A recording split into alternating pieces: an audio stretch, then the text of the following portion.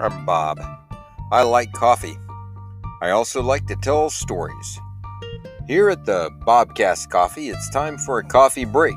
So take a coffee break with me, pour yourself a cup of your favorite Joe, and by the time you're done with your coffee, you'll know something about me you really didn't want to know. But you will have fun learning it. Just remember, my stories are true. For the most part.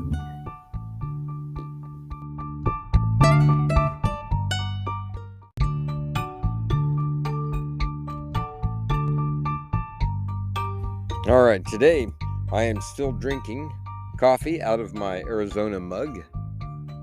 It's a beautiful mug, but what makes it special to have two in a row? It's big. And it holds lots of coffee, and today I need lots of coffee. Oh, I will need lots of coffee today. Episode 16, A Midsummer Night's Dream.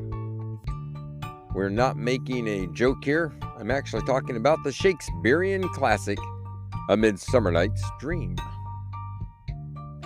Early in my time trying to be an actor in California, I tried out for a play with the Shakespearean group for the play A Midsummer Night's Dream. This was the second time I had been in this play. The first time was in college, back at East Central University in Ada, Oklahoma. In college, we performed a quite traditional representation of the Shakespearean classic. I was cast as Tom Snout the Tinkerer and had a fun time in the role. So 4 years later, when I run into the same play after the tryouts, I was actually very surprised to find out that this time I was cast as Tom Snout the Tinkerer. Now this time, there were some big differences in the production. A college production is exactly that, a college production. It is produced and performed for an educational purpose. Now don't get me wrong, every play I have ever been in from junior high up, we wanted to put on the best performance possible. But like in junior high, we were lucky to even have a stage. The stage we used was actually a portable stage. In high school, we had to convert the gym into our theater. But in college, we had a real theater, real seating, lighting, a green room, real curtains. We could put on quite a professional-looking play. But now I'm in Hollywood. These were real professional theaters trying their best to make a profit. With that said, the theater group I hired up with for this production had established themselves in a makeshift coffee house / theater. Now, it was classified as a 99-seat theater, which meant that was the largest audience they could have. And I will give credit where credit is due. This production of A Midsummer Night's Dream, that team was fabulous. They made this show different in many ways. Now, the play itself, if you know anything about the Shakespearean play, it has three different sections, three different groups that it deals with. First, they have the fairies, all the magical folk that they talk about and have in the play. Next are the royals, and we're talking about the royal court. And then last are the craftsmen, and they represent all the common folk. Tom Snout is the town tinkerer, member of our maker of useful items created in metal, and he's part of the Craftsman Guild. A couple of other neat facts. The fairies in A Midsummer Night's Dream have several chants that they do during the play. And our sound director wrote all these chants into songs. Very well and very impressive songs. The Royals were played in a traditional Shakespearean style. So they were in Shakespearean costuming. They spoke in the Shakespearean way. But the craftsmen were portrayed in a modern form. So you saw people in jeans and work shirts using modern tools, etc.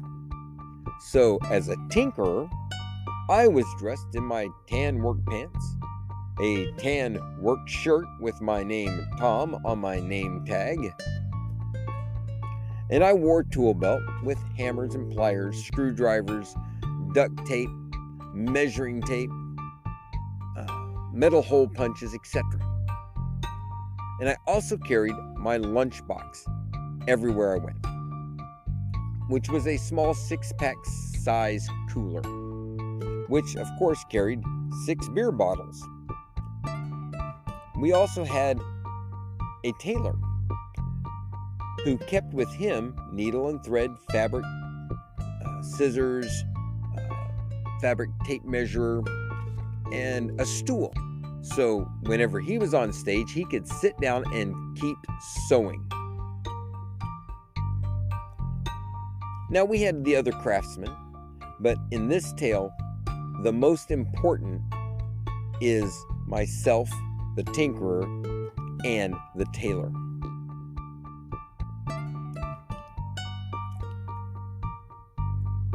The character of Tom Snout the Tinkerer liked beer. So he always had beer with him.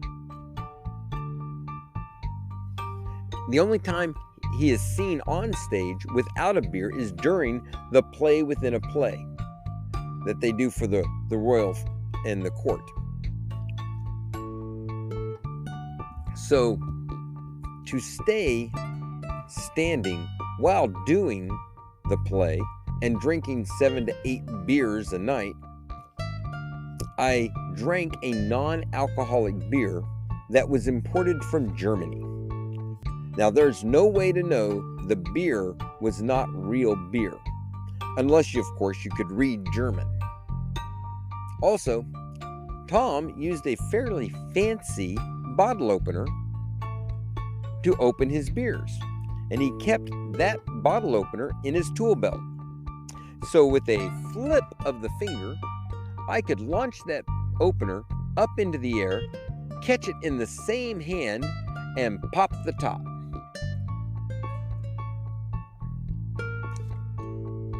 Now, to put it back in, I would swing it like a 6-shooter, spin it on my finger, and holster it right back into the tool belt. I practiced this maneuver for weeks just to get it right.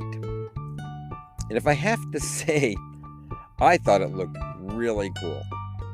So here we are, opening night. The first scene the craftsmen were in was a lot of fun because we don't just jump on stage or walk out. We slowly make our way onto stage one at a time, doing a little shtick that we had sort of ad-libbed up. And each person comes on to set up like the tailor sews, and each person has their little thing going, and we all say hi to each other. And since it's all ad-lib for about 2 to 3 minutes, it's a little bit different every time. Well, on opening night, this was one night that was never even going to come close to repeating. I come out on stage.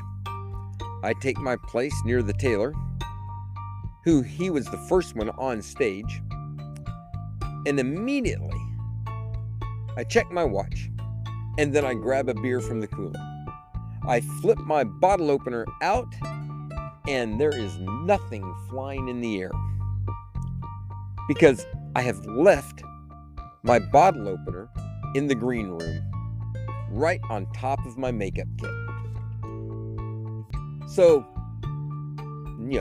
not missing a beat, making a quick decision, I just open that twist off with my hand, and for just a minute, I look down at the bottle and realize that the bottle cap is still on the bottle. So I look over at my hand, and there's this large gash between my thumb and my index finger. And as I'm looking at it, it starts gushing blood. I made a tight fist real fast. Did you know that German non-alcoholic beer does not twist off? Well, neither did I. All right, so I slightly relax my hand, and blood starts pouring down my arm. So as Tom Snout, I walk over to the tailor and I smile, my nicest smile, and I ask him, "Hey, can I get a piece of cloth from you?" And he looks at me, because this is not part of our shtick that we've ever done before, and he goes, "What?" So I just hold my fist out to him, I open it up, and blood just starts filling up in my palm of my hand, and then I make another fist, and he goes, "Holy crap, Bob!" And I go, "No, Tom, I'm Tom."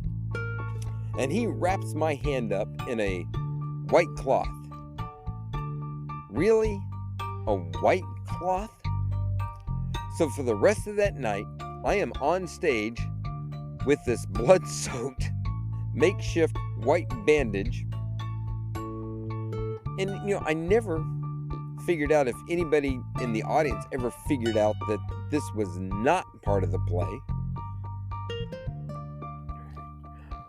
But I'll tell you this, from then on, I put a string on that bottle opener and attached it to the work belt. I was never, ever going to let that happen again. Now, I don't know if there's actually a lesson to be learned about this. Non-alcoholic beer not being a twist-off. Really, who would have known? But I will tell you, I do have a little scar, and if you don't know that it's there, you'll never see it. But I know which one it is. And just telling this story makes that scar hurt. It was a unique type of pain. But I will tell you, the show always must go on.